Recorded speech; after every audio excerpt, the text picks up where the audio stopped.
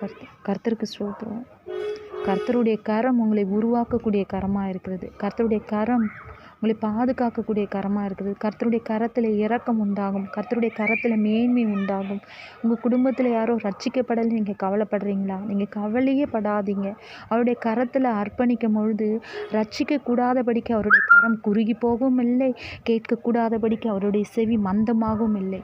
அதனால் இதை கேட்டுக்கொண்டு இருக்கிற யாராக இருந்தாலும் உங்கள் குடும்பத்தில் யாராவது ரட்சிப்பு இல்லை என்றால் நீங்கள் இந்த வார்த்தையை அறிக்கை செய்யும் போது ரட்சிப்பு உண்டாகும். இல்லை உங்கள் உறுப்புகள் செயலிழந்து இருந்தால் கர்த்தருடைய கரம் உருவாக்கக்கூடிய கரமாக இருக்கும். கர்த்தருடைய கரம் குணமாக்கக்கூடிய கரமாக இருக்கிறது.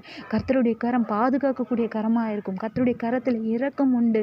கர்த்தருடைய கரம் உங்களை மேன்மைப்படுத்தும். கர்த்தருடைய கரம் உங்களை நன்மையினால் திருப்தி ஆக்கக்கூடிய கரமாக இருக்கிறது.